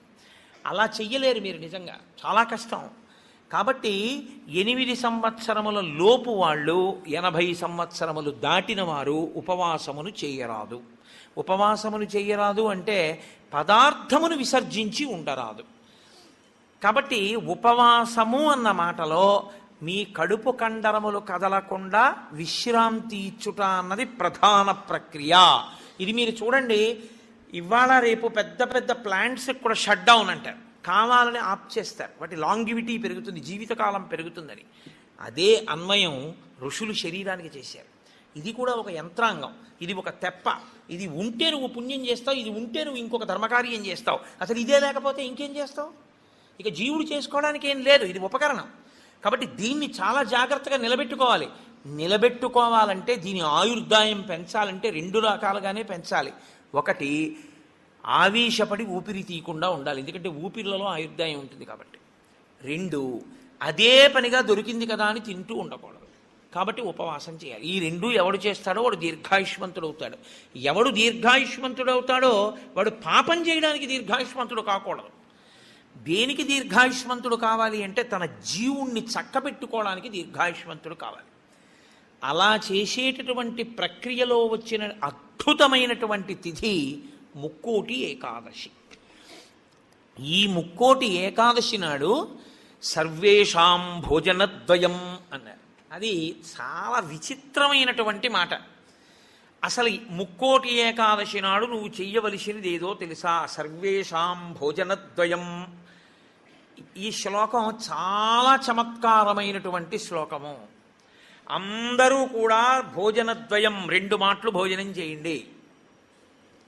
అదేమిటండి, సర్వేషాం భోజనద్వయం అయితే ఉపవాసం ఎక్కడుంది అందులో? మరి ఇప్పటిదాకా మమ్మల్ని పట్టుకు పీకు తినేశావు, శరీరం చెరుక్కర్రన్నావు, దీన్ని నలిపేయాలన్నావు, దీన్ని క్లేశ పెట్టాలన్నావు, ఏకాదశి నాడు పెట్టకండి అన్నావు, ఉపవాసం చెయ్యండి అన్నావు, అలా 24 ఏకాదశి 23 చేయకపోతే ముక్కోటి ఏకాదశి అయినా చెయ్యన్నావు. ఇన్ని చెప్పిన వాడివి మళ్ళీ ఇప్పుడేమంటున్నావు? ఏకాదశ్యాంతు కర్తవ్యం సర్వేషాం భోజనద్వయం. కర్తవ్యం, తప్పకుండా చెయ్యవలసిన పని. ఏకాదశ్యాంతో, ఏకాదశి నాడు ఏమి?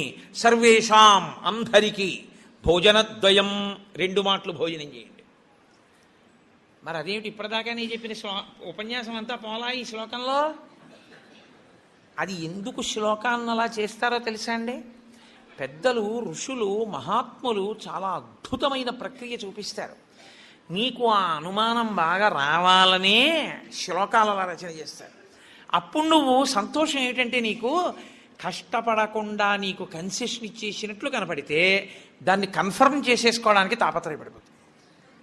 సుఖపెట్టడానికి ఏదైనా ఛాన్స్ ఇచ్చామనుకోండి, అబ్బా ప్రతి ఏకాదశికి నేను 8 ఏళ్లలోపు 80 ఏళ్ళు పైకి ప్రతి ఏకాదశి నాడు నువ్వు షుగర్ వ్యాధిగ్రస్తుడిని అయితే ఎంత బాగుండో అనిపిస్తుంది. ఎందుకంటే ఉపవాసం అక్కర్లేదు, ఏదో ఒకటి పడేయచ్చు లోపల. కానీ ఆ శ్లోకానికి అర్థం ఏంటంటే భోజన అంటే ఓ జనులారా, మీ అందరికీ కూడా భోజనద్వయం అంటే భోజనం 2 మాటలు చేయండి అని కాదు. భో అంటే ఓ జనులారా, ద్వయం 2, ఏకాదశ్యాంతు కర్తవ్యం సర్వేషాం. అందరికీ ఏకాదశి నాడు 2 నియమములు పాటించవలసినదే. ఏమిటో తెలుసా 2 నియమాలు? శుద్ధోపవాస ప్రథమ. శుద్ధోపవాసం, ముక్కోటి ఏకాదశి నాడు ప్రత్యేకించి శుద్ధోపవాసం. ద్వైతులు నిర్జలోపవాసం చేస్తారు. అసలు వాళ్ళు ఏకాదశి నాడు ద్వైత సంప్రదాయంలో ఉన్న వాళ్ళు వాళ్ళ ఇంటికి మీరు వెళ్ళినా నీళ్ళు ఇవ్వరు. వాళ్ళు ఏకాదశి నాడు సత్యనారాయణ వ్రతం చేసుకోండి అంటే వాడు చేయరు. ఎందుకో తెలుసా అండి? ఈశ్వరుడికి నైవేద్యం పెట్టవలసి వస్తుంది. ఈశ్వరుడికి నైవేద్యం పెట్టద్దు వ్రతం చేస్తే, ఆయనకు కూడా పెట్టరు వాళ్ళు. ఆయనకి పెట్టడం కాదు, మీరు వాళ్ళ ఇంటికి వెడితే మీకు పండోకాయ కూడా చేతిలో పెట్టరు. ఏమనుకోకండి, మీరు ఏకాదశి నాడు వచ్చారు మేము ఇవ్వలేమంటారు. వాళ్ళు ఉమ్ము కూడా గుటక వెయ్యరు, మంచినీళ్ళు కూడా తాగరు. మరి అలా రోహిణీ కార్తెలోనూ అప్పుడు ఎలా ఉంటారండి అని మనకు అనుమానం వస్తుంది. అలాగే ఉంటారు. ఇక్కడ కాదు, రాజస్థాన్ ఎడారిలో ఉంటారు. తెలుసా అండి? వాళ్ళకి ఈశ్వరుడి మీద ఉన్న నమ్మకం అటువంటిది. ఏకాదశి వ్రతం వాళ్ళకంత గట్టిది. ఒకసారి ద్వైత సంప్రదాయంలో చాలా సమున్నతమైన స్థితిని పొందినటువంటి వారు, చాలా లబ్ధ ప్రతిష్ఠులు, నేను పేరు ఎందుకు వాడాలి బాగుండదు, వారి ఇంటికి వెళ్ళాను నేను, మా గోపాలకృష్ణ గారు, మేము. వెడితే ఆయన ఏకాదశి నాడు మేము వెళ్ళాం. వెడితే ఆయన అన్నారు, మీరు ఏమనుకోకండి, నేను మంచినీళ్ళు కూడా ఇవ్వను, ఎదురుగుండా మామిడి చెట్ల కాయలు ఉన్నాయి కానీ నేను ఇవ్వనని ఆ ఇంట్లో ఉన్న నౌకర్ని పిలిచి నేను చూడకుండా 4 కాయలు కోసి వాళ్ళకి ఇవ్వన్నారు తప్ప ఆయన కోసి ఆయన చేతితో ఇవ్వాల. ఆయన పెట్టలేనివాడు కాడు, పెట్టుకోనివాడు కాడు, మహాత్ముడు, చాలా గొప్పవాడు, చాలా పెద్ద పదవి చేశాడు ఆయన. ఇప్పటికీ ఆంధ్రదేశంలో స్మరింపబడుతుంటాడు. ఎందుకో తెలుసా అండి? ఆ సంప్రదాయం అటువంటిది. వాళ్ళు ఏకాదశి నాడు శుద్ధోపవాసం, వాళ్ళు నిర్జలోపవాసం, నీటి గుటక కూడా వాళ్ళు వేయరు. కాబట్టి ముక్కోటి ఏకాదశి నాడు నువ్వు అలా చేస్తావా? 23 ఏకాదశులు మినహాయింపిస్తాను. శుద్ధోపవాస ప్రథమ అది చేసేస్తే అయితే ఏదో అలా మొత్తానికి నేను నానా కష్టాలు పడి ఏదో అశుద్ధోపవాసం చేసేస్తానండి, 3 కోట్ల ఏకాదశుల ఫలితం వచ్చేస్తుంది కదా అంటారేమో. సత్కథా శ్రవణం తథాహ, కేవలం తినకుండా కూర్చుంటే ఫలితం ఇవ్వరు. సత్కథాశ్రవణం, మీరు ఏదో భగవత్ సంబంధమైన విషయాన్ని వింటూ ఉండాలి 12 ఘడియలు వచ్చేవరకు. ఏకాదశి తిథి పరివ్యాప్తమై ఉన్నంతసేపు తినకుండా ఉండడం ఎంత ప్రధానమో 12 ఘడియలు రాగానే తినేయడం అంత ప్రధానం. ధర్మం మారిపోతుంది అంతే. అందుకే అన్ని రోజుల కన్నా చాలా తొందరగా చద్దన్నం వండుకున్నట్టుగా తెల్లవారుజామున లేచి వంట చేసుకుని తినేసేది ఎప్పుడో తెలుసా అండి? 12 తినాడు తింటారు. 12 పారణ మధ్యాహ్నం చేయకూడదు, 12 తిథి ప్రవేశించగానే చెయ్యాలి. అందుకే ఏకాదశి వ్రతం చేసిన వాడికి శ్రీ మహావిష్ణువే అందేశారు. అంబరీషుడికి దొరకలా? అంబరీషోపాఖ్యానం ఏకాదశి వ్రతం కాదు. 12 ఘడియలు రాగానే నేను పారణ చెయ్యాలంటే కదా, దుర్వాస మహర్షి రాకపోతే నీళ్లు పుచ్చేసుకో, ఫోన్లేవయా మధ్యాహ్నం ఉండదా, 12 సాయంకాలం ఉండదా, ఎప్పుడొస్తే అప్పుడే తింటానని కూర్చున్నాడా? 12 ఘడియలు వచ్చేస్తున్నాయి, మరి ఏం చేయను అంటే పోనీ భోజనం చేయకపోతే నీళ్లు తాగే అన్నారు. నీళ్లు తాగేస్తే కదా ఆయనకు పాపం వచ్చింది. కాబట్టి ఏకాదశి వ్రతం నాడు ఉపవాసం ఎంత ముఖ్యమో 12 తిథి ప్రవేశించగానే 12 ఘడియ తగలగానే అన్నం తినేయడం అంత ముఖ్యం. అన్నం తినేయడం అంత ముఖ్యం అంటే చొక్కా వేసుకుని డైనింగ్ టేబుల్ మీద తినేస్తే ఏకాదశి వ్రతాన్ని కొక్కెత్తుకుపోతుంది. అన్నం ఎలా తినాలో అలాగే తినాలి. పైన చొక్కా బనీను లేకుండా శ్రద్ధాళువువై తినాలి. నువ్వు ఏకాదశి ఉపవాసం చేసి 12 నాడు ఇంకోళ్ళ ఇంట్లో హస్తోదకం పుచ్చుకున్నావు అనుకో, నీ ఏకాదశి వ్రతం పనికిరాదు. అది ఏ నిత్యము చెరించేటటువంటి వారు అటువంటి వారికి పనికొస్తుంది, లేదా ఏదో మహత్తరమైన ప్రయోజనం కోసం తప్పక బయట ఉండవలసి వస్తే వేరు. తప్ప అసలు ఉపవాసం చేసిన వాడు తనింట తాను తినాలి. ఎందుకో తెలుసా అండి? మరి మీ ఇంట్లో ఈశ్వరుడికి తులసిదళం వేశావా? మీ ఇంట్లో ఈశ్వరుడికి మహానైవేద్యం పెట్టావా? ఆయన ఉపవాసం లేడక్కడ. ఆయనకి ఏది నైవేద్యం ఏది? నేను మా ఇంటికి తాళం వేసేసి ఇక్కడికి వచ్చి నేను ఇక్కడ ఉపవాసం ఏమిటి? నేను ఇక్కడ ఉపవాసం చేశాను, బాగుంది. ద్వాదశి నాడు మహానైవేద్యం ఎవరికి పెట్టను? నా సింహాసనంలో స్వామి ఉన్నారా? నా సింహాసనంలో స్వామికి అర్చన ఉండాలా? ఆయనకి నేను హస్తయోహ అర్ఘ్యం సమర్పయామి, పాదయోహ పాద్యం సమర్పయామి అని మహానైవేద్యం పెట్టానని నేను తినాలి. నేను ఎవరికి పెట్టను? నా భార్య ఏం పని పచనం చేసింది? ఎక్కడ వండింది? అందుకే పెద్ద పెద్ద నైమిత్తిక తిథులలో అసలు ఇల్లు విడిచిపెట్టి వెళ్ళకూడదు. వెడితే ఏమవుతుందంటే అసలు తను చేయడానికి అవకాశాన్ని కోల్పోతాడు. మరి నువ్వెందుకు వచ్చావు గుంటూరు అనొచ్చు. ఇంతకన్నా గొప్ప విషయం ఏదో చెయ్యవలసిన అవసరం ఒకటి ఉంది. ఈ సంవత్సరం నేను వదిలిపెట్టినా నేను అలా వెళ్ళడం వల్ల ఒక పెద్ద ప్రయోజనం ఒకటి జరగాలి అని నేను అనుకున్నప్పుడు నేను స్వామికి నమస్కారం చేసి బయలుదేరిపోతానంతే. అప్పుడు అదొక త్యాగం. నేను దాన్ని విడిచిపెట్టేసుకోవడమే త్యాగం అంతే. అందుకే ఏకాదశి వ్రతం అంటే, ఏకాదశి వస్తోంది కదండి నేను బయటికి ఎలా వస్తానని అడగాలి నువ్వు. అంతేగాని ఏకాదశి వస్తుంటే నువ్వు బయటికి వెళ్ళిపోతే వ్రతం ఎలా చేస్తావు? కాబట్టి గుంటూరు వచ్చి ఉపవాసం చేయొచ్చా? చేయకూడదు. కాకినాడలో ఉండి ఉపవాసం చేయాలి. కాబట్టి ముక్కోటి ఏకాదశి చెయ్యడం అంటే శుద్ధోపవాస ప్రథమ నిర్జలోపవాసమే. అంతకన్నా మరి నేను మినహాయింపులు ఇచ్చి చెప్పడం నా వల్ల కాదు. కానీ శాస్త్రం ఒక్కరి విషయంలో మినహాయింపు ఇచ్చింది. శరీర కష్టం చేసుకుని బ్రతికేవాణ్ణి మాత్రం ఉపవాసం చెయ్యమని నిర్బంధించవద్దు. వాడు పడిపోతాడు స్పృహ తప్పి, నీళ్ళు తాగకపోతే. కానీ అవకాశం ఉన్నవాళ్ళు మాత్రం తప్పకుండా చెయ్యవలసినదే, అంతకన్నా మార్గము లేదు. కాబట్టి శుద్ధోపవాస ప్రథమ నిర్జలోపవాసమే చెయ్యాలి యథార్థమునకు. మంచినీటి చుక్క కూడా ఇక ఏకాదశి తిథి నాడు పుచ్చుకోకూడదు. ద్వాదశి వచ్చింది ఇక నువ్వు ఉపవాసం ఉండకూడదు. ద్వాదశి తిథి యందు ఉండగా, తిథి యందు పరివ్యాప్తమై ఉండగా నువ్వు ఉపవసించి ఉండకూడదు. మళ్ళీ వ్యతిరేక ఫలితం వస్తుంది. ద్వాదశి తిథి ప్రవేశించేసింది ఇక నువ్వు పారణ చేసేయాలంతే. ఎలా పారణ చేయాలో తెలుసా అండి? ద్వాదశి తిథి ప్రవేశించేటప్పటికి నువ్వు పరిశేచనం చేసేయాలంతే.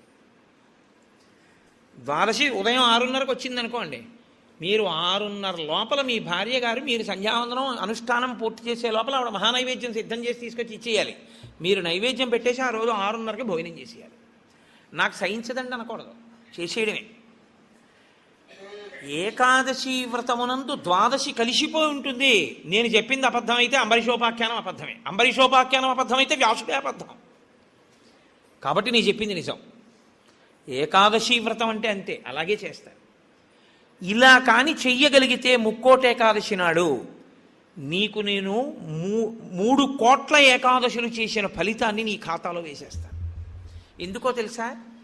1 శరీరమును క్లేశపెట్టావు, 2 మనసును ఏకాగ్రతతో నిలబెట్టావు. కాబట్టి ఏం చేయాలంటే మార్చి మార్చి మార్చి మార్చి మార్చి మార్చి భగవత్కథ యందు కూర్చోవాలి. మరి ఇక దేనికి లేవాలి? శరీర శోధన చేయడానికి, మూత్ర విసర్జన చేయడానికి లోపలికి వెళ్ళిన నీళ్లు లేవు, మల విసర్జన చేయడానికి లోపల వేసిన పదార్థం లేదు, ఇంకెందుకు లేవడం? కాబట్టి లేవక్కర్లేదు. కాబట్టి ఏకాదశి రాగానే కూర్చుంటే ద్వాదశి వచ్చాక లేదు. అయితే అప్పుడు అందులో ఏముంది? జాగరణ కూడా ఉందా? ఉందా లేదా? ఏకాదశి నాడు ఉపవాసం అంటే అన్నం తినకుండా పక్కన కూర్చోవడం అని మీకు ఎవరు చెప్పారు? జాగరణ కూడా ఉంది. అందుకే ముక్కోటి ఏకాదశి నియమాలు అన్వయమయ్యేది మళ్ళీ 3 తిథులకు అన్వయం అవుతాయి. 1 మహాశివరాత్రి, 2 గోకులాష్టమి, 3 శ్రీరామనవమి. ముక్కోటి ఏకాదశి నాడు ఏ నియమాలు పాటిస్తారో అవే నియమాలు ఆ 3 తిథుల్లో పాటించాలి. ఈ 3 తిథులలో కూడా మీరు రాత్రి నిద్రపోకూడదు, పగలు ఏమీ తినకూడదు. అందుకే చూడండి, మహాశివరాత్రి నాడు నేను పరిచయం చేయడానికి మీకు ఆ తిథి బాగుంటుంది. మహాశివరాత్రి అంటే జాగరణతో కూడిన ఉపవాసమే. అందుకని నిద్రపోయి ఉపవాసం చేసేస్తానంటే అప్పుడు ముందు రోజు ఏ ఇంజక్షనో చేయించేసి పడుకోవచ్చు. 12 గంటల తర్వాత తెలివచ్చే ఇంజక్షన్ ఒకటి. అలా కుదరదు. మీరు నిద్ర కూడా విసర్జించాలి. ఎందుకో తెలుసా అండి, నిద్ర విసర్జించడంలో చాలా పెద్ద క్లేశం ఉంటుంది. ఒకటి తినలేదు, రెండు తాగలేదు, ఒక స్థితికి వచ్చేటప్పటికీ నిస్త్రాణ కొంచెం వస్తుంది. వచ్చి ఫోన్లే అలా పడుకుంటే బాగుండు, కాస్త ఉత్తరీయం వేసుకుని అనిపిస్తుంది. అలా పడుకోకూడదు.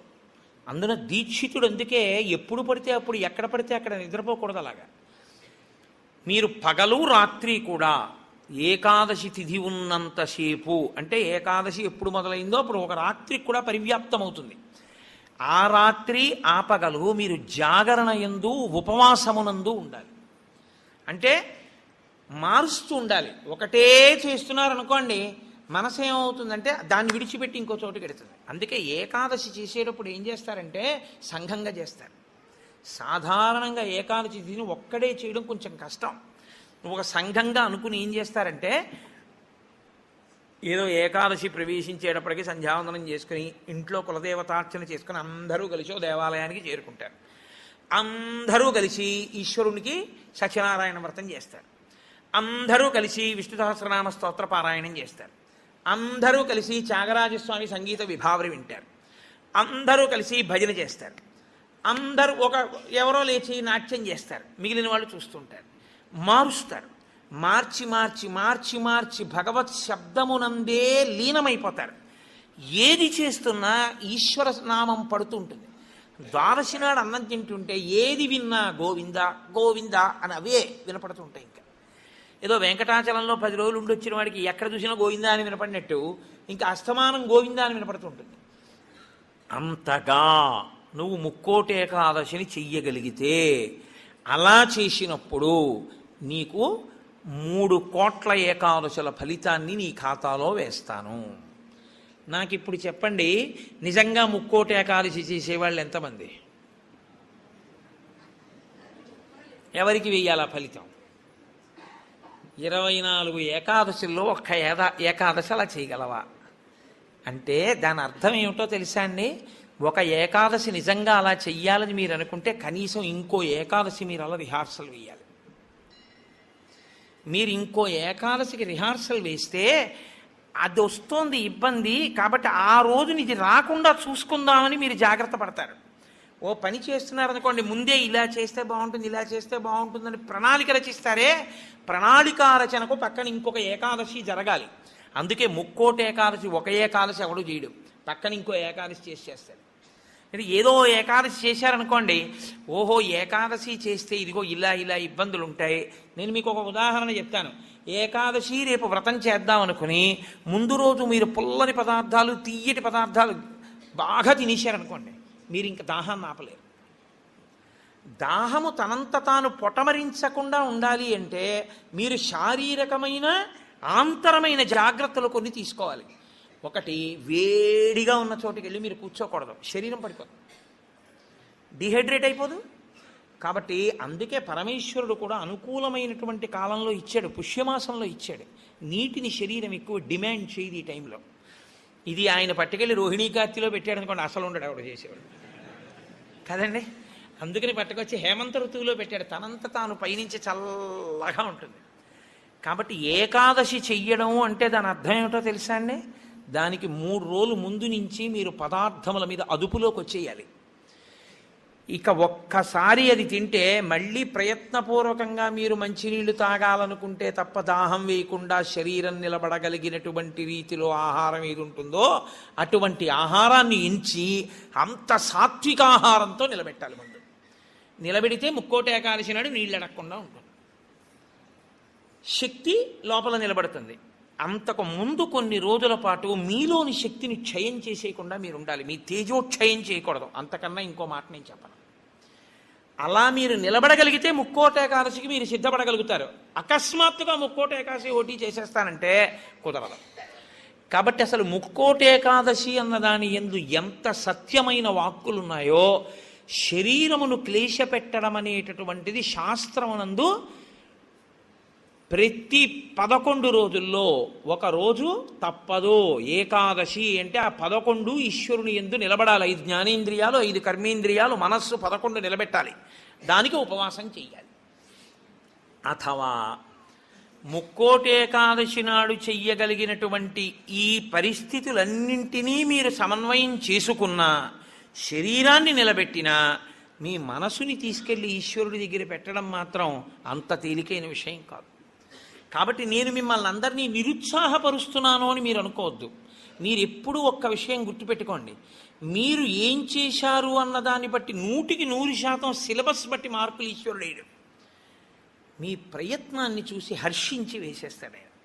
అసలు మీరు సంకల్పం ఒకటి చేశారనుకోండి, వచ్చే సంవత్సరం ముక్కోటి ఏకాదశి మనం ఎలా చేసుకుందాం అని ఓ 10 మంది పెద్దలు కూర్చుని, వచ్చే ఏడాది మన దేవాలయంలో ముక్కోటి ఏకాదశి చేద్దాం, వచ్చే ఏడాది ముక్కోటి ఏకాదశి చేయడానికి నిజంగా అలా శరీరంలో పదార్థం వెయ్యకపోయినా నిలబడగలిగిన శరీరాలు ఇన్నున్నాయి. ఇందులో ఎంతమంది ఆ దారుఢ్యం ఉన్నవాళ్ళు ఉన్నారు? వాళ్ళని సప్తమి తిథి నుంచే మనం ఎలా సిద్ధం చేద్దాం. వాళ్ళని సిద్ధం చేసి ముక్కోటి ఏకాదశి నాడు ఎంతసేపు ఉండగలిగితే అంతసేపు ఉంటాడు. ఇక తప్పలేదు, 4 నీళ్లు గుటకలు వేయవలసి ఉంటుంది. నన్ను నమ్మండి, మీ ఉపవాసం పాడవాలి. అది పుచ్చుకోకపోతే శరీరం పడిపోతుంది. ఇప్పుడు ధర్మం ఏమైపోతుందో తెలుసా అండి? ఆమరణ నిరాహార దీక్ష శాస్త్రమునందు అత్యంత మహాపాపము. మీ శరీరం పడిపోయే వరకు మీరు మీ ఏమీ తినను ఏమీ తాగదు అని భీష్మిస్తే ఆ వ్రతఫలం ఇవ్వరు, పిశాచత్వం ఇస్తారు. అన్నం తినకుండా నీళ్లు పుచ్చుకోకుండా ఎవడైనా శరీరాన్ని పడగొడితే వాడి జీవుణ్ణి పిశాచంలోకి ప్రవేశపెడతారు.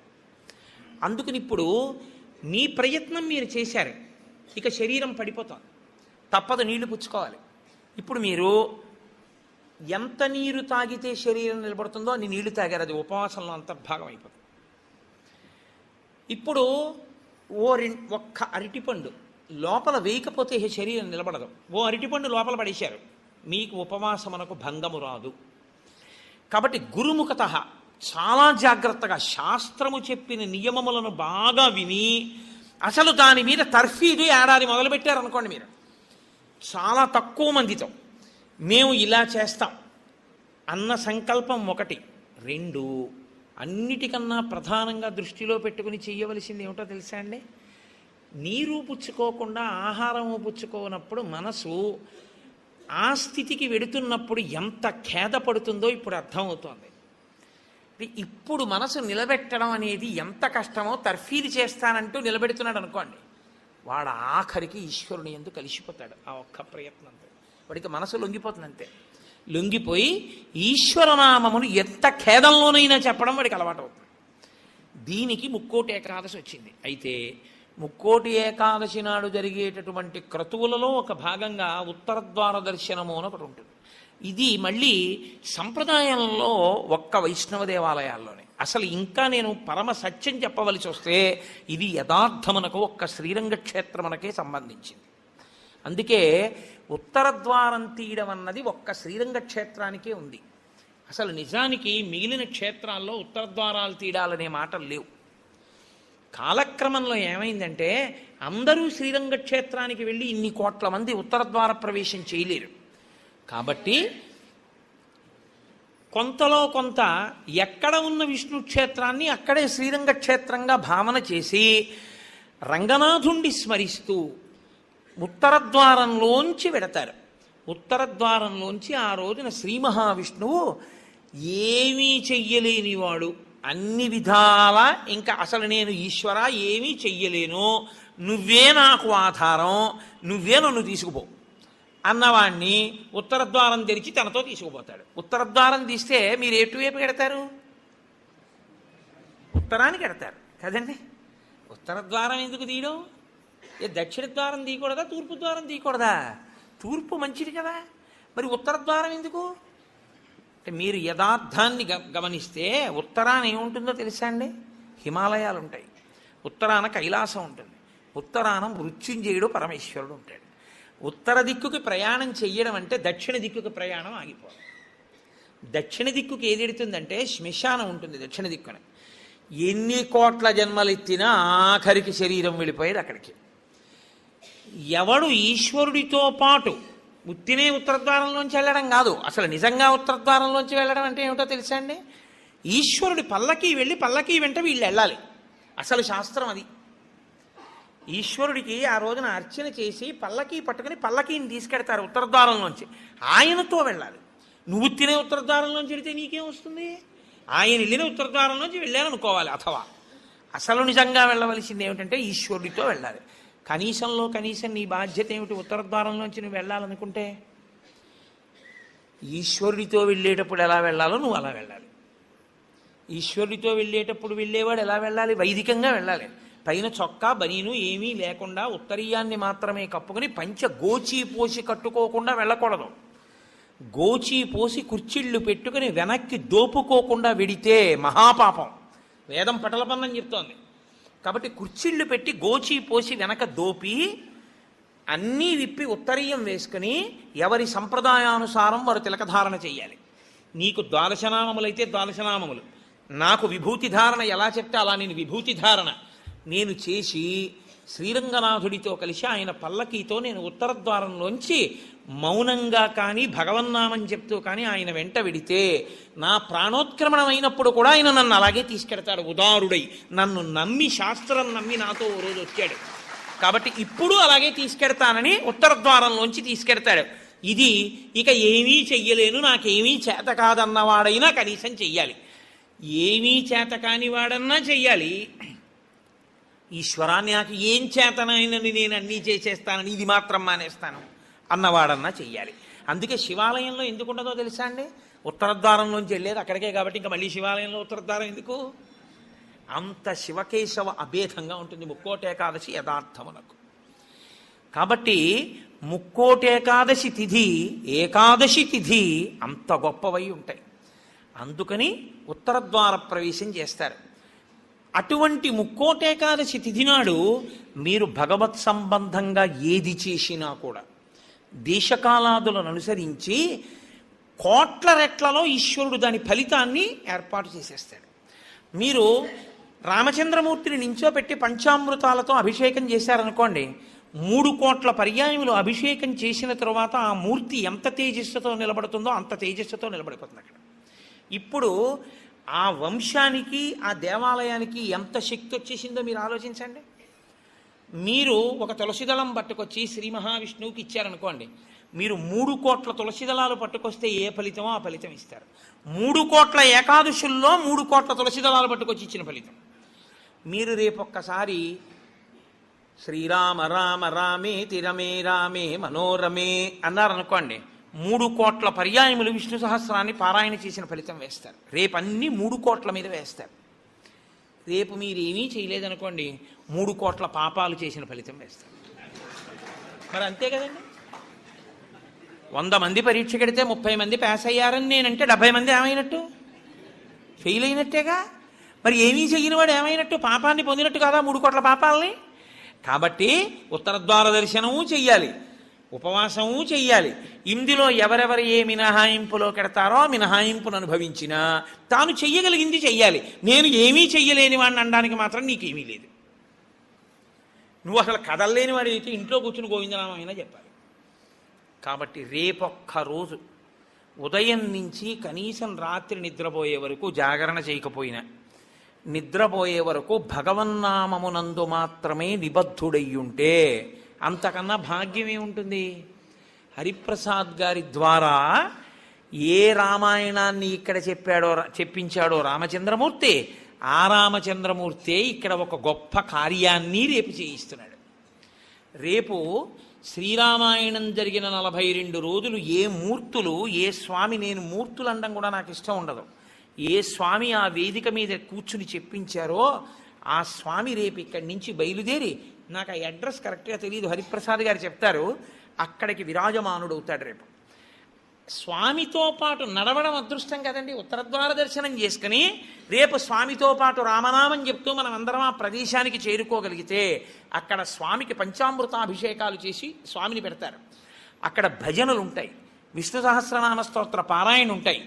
కాకినాడ నుంచి త్యాగరాజస్వామి కీర్తనలే తన ఊపిరిగా బతికేటటువంటి మా అక్కగారు పెద్దాడ సూర్యకుమారి గారు వచ్చారు. ఆవిడ రామచంద్రమూర్తి యొక్క కీర్తనల మీద కచేరీ చేస్తారు. ఆ రామనామ సంకీర్తన ఉంటుంది. హాయిగా మీరు అంతగా మన శరీరాలు అలవాటు పడిపోయాయి కాబట్టి పడిపోతుందేమో అనుకుంటే నేను అనుకుంటున్నాను ఆయన పెట్టడానికి సిద్ధహస్తుడు కాబట్టి ప్రసాదం కూడా కొంచెం సాత్వికంగా ఉంటుంది అని. కాబట్టి కొద్దిగా సాత్విక ప్రసాదం ఉంటుంది. కాబట్టి ఆ సాత్విక ప్రసాదం పుచ్చుకొని సాయంకాలం వరకు కూర్చోవచ్చు. చక్కగా రామనామం చెప్తూ 1 గంట రామనామం రాస్తూ. ఇక అంతకన్నా భాగ్యమే ఉందండి. ముక్కోటే కాల్చినాడు, రేపు పుస్తకాలు ఇప్పించండి అయ్యా మాకు. 1 గంట రామనామం రాసుకొని రామనామం చెప్పుకొని విష్ణు సహస్రం పారాయణ చేసుకుని తులసి అర్చన చేసుకుని పంచామృతాభిషేకం చూసుకుని కీర్తనలు చూసుకుని నేను కాకినాడ వెళ్ళిపోతాను, మీరు ఇంటికి వెళ్ళిపోతారు. ముక్కోటి ఏకాదశి ఏ రామచంద్రమూర్తి దగ్గర కూర్చొని మనం రామాయణం విన్నామో ఆ రామచంద్రమూర్తే గుంటూరులో ఉన్న వాళ్ళందరికీ ముక్కోటి ఏకాదశి నాడు కూడా అద్భుత ఫలితాన్ని ఇప్పిస్తానని సంకల్పం చేశాడు. అందుకుని రేపు తాను కదిలి మనని కూడా ఆయన వెంట రమ్మంటున్నాడు. అది కదా అసలు ఉత్తరద్వారం. కాబట్టి రేపు ఆయనతో కలిసి బయలుదేరుదాం. మిగిలిన కార్యాన్నంతటినీ హరిప్రసాద్ గారు మీకు వివరణ చేస్తారు. ఇంకొక విషయం, మృగశిరా నక్షత్ర సంజాతులైనటువంటి జగద్గురువులు మహాపురుషులు ప్రాతస్మరణీయులు ఎవరి పేరు స్మరించినంత మాత్రం చేత అజ్ఞానాం జాహ్నవీ తీర్థం సర్వేషాం సుఖదం తీర్థం భారతీ తీర్థమాశ్రయే. ఆయన మహానుభావుడు. సర్వేషాం సుఖదం, ప్రతి వారికి సుఖమును ఇవ్వగలిగినటువంటి వారు. అజ్ఞానులైనటువంటి వారికి గంగాతీర్థము వంటి వారు. అటువంటి భారతీ తీర్థస్వామి వారు శృంగగిరి పీఠానికి పీఠాధిపత్యంలో ఉన్నారు. ఇప్పుడు వారి నక్షత్రం ఉన్న రోజుల్లో అన్ని చోట్ల కూడా గురుపాదుకా పూజ జరుగుతోంది. గురుపాదుక మీరు ఎప్పుడు ఒక విషయాన్ని జ్ఞాపకం పెట్టుకోవాలి. గురుపాదుకకి ఎందుకు పూజ? చెప్పులకి పూజ లేదుగా లోకంలో. ఒక రామచంద్రమూర్తి పాదుకలకి చేశారు. నన్ను గౌరవించవచ్చు, నా చెప్పుల్ని ఎవరు గౌరవిస్తారు? కోటేశ్వరారు మీరు కట్టి విప్పిన పంచి ఇవ్వండి అని అడిగిన వాళ్ళు ఉన్నారు నన్ను. మీరు వేసుకు విప్పిన చెప్పులు ఇవ్వండి అని నన్ను ఎవరు అడగకూడదు కూడా. నేను అంత గొప్పవాడిని ఏం కాను. కానీ గురుపాదుకలను ఇస్తారు. ఎందుకో తెలుసా అండి? గురువుగారు నిలబడిన కారణం చేత గురువుగారి యొక్క శక్తి అంతా పాదములలోని నాడీ మండలంలో ఉంటుంది. కొయ్య ఉపాసనా బలాన్ని పుచ్చుకుంటుంది. పుచ్చుకుని ఇబ్బంది లేకుండా సాధకుడిని కాపాడుతుంది. అందుకే కొయ్యపీట మీద కూర్చుంటారు. కొయ్య పాదుకలు వేసుకొని జగద్గురువులు తిరుగుతారు. వారి పాదములలో ఏ అనుగ్రహ శక్తిని పొంది ఉంటాయో ఆ అనుగ్రహ శక్తి ఆ కొయ్య పాదుకలలోకి కూడా దిగుతుంది. పాదుకలకి పూజ ఒకటి, పాదములకు పూజ ఒకటి కాదు. పాదుకా పూజయే పాదపూజ. పాదపూజ కన్నా పాదుకా పూజ గొప్పది. ఎందుకో తెలుసా అండి? పాదాలకి పూజ చేయడంలో కనీసం నీ అహంకారం అడ్డు రాకుండా ఉంటుంది. ఆయన మహాత్ముడు రావు, ఒకసారి నమస్కారం పెడదా ఉంటాం. ఆయన వేసుకు విప్పిన పాదుకలు రా అని నమస్కారం పెట్టాలంటే నువ్వు బాగా అహంకార పరిత్యాగం చేసి ఉండాలి. అప్పుడు నీ యందు గురుకటాక్షం బాగా ప్రసరిస్తుంది. ఎవరికి గురుకటాక్షం ప్రసరిస్తుందో వారికి పరబ్రహ్మమే అనుగ్రహిస్తుంది. కాబట్టి అటువంటి గురుపాదుకా పూజలు అనేక చోట్ల ప్రారంభమయ్యాయి. 3-4 ప్రదేశాల్లో జరిగేట. మీ అదృష్ట విశేషం ఏమిటంటే ఇక్కడ గుంటూరుకి కల్పవృక్షంలో దొరికారు హరిప్రసాద్ గారు. శృంగగిరి పీఠాధిపతులకి వారి ఎందున్న వాత్సల్యం చేత ఈ మృగశిరా నక్షత్రంలో ఈసారి వచ్చేటటువంటి విరోధీనామ సంవత్సర పుష్యశుక్ల చతుర్దశి అంటే పగటిపూట ఉపవాసం చేయవలసిన తిథి. పుష్యశుక్ల చతుర్దశి బుధవారం నాడు గుంటూరు శృంగగిరి పీఠంలో గురుపాదుకా పూజ జరుగుతుంది. కాబట్టి ఆ వేళలో వారు చెప్తారు, మీ అందరూ చక్కగా గురుపాదుకా పూజలో కూడా పాల్గొని తత్సంబంధమైనటువంటి ప్రసాదమును పొంది గురువుగారి యొక్క అనుగ్రహమును సంపూర్ణముగా పొందెదరుగాక అని మీకు నేను ఈ విషయాన్ని కూడా విజ్ఞాపన చేస్తూ ఇతర వివరములను మాన్య శ్రీ హరిప్రసాద్ గారు వివరిస్తారు. ఇక్కడతో నా ఉపన్యాసాన్ని పూర్తి చేస్తూ మంగళాశాసనపరై మదాచార్య పురోగమై సర్వైశ్చ పూర్వైరాచార్యై తత్కృతాయాస్తు మంగళం. మంగళం కోసలేంద్రాయ మహనీయ గుణాత్మనే చక్రవర్తి తనూజాయ సర్వభౌమాయ మంగళం. ఉమాకాంతాయ కాంతాయ కామితార్థప్రదాయినే శ్రీగిరీశాయ దేవాయ మలినాథాయ మంగళం. కరచరణకృతం వా కర్మవాక్కాయజం వా శ్రవణనైనజం వా మానసం వాపరాధం విహితమవిహితం వా సర్వమేత్తక్షమస్వా శివ శివ కరుణాబ్ధే శ్రీ మహాదేవ శంభో. సర్వం శ్రీ ఉమామహేశ్వర పరబ్రహ్మార్పణమస్తు. స్వస్తి.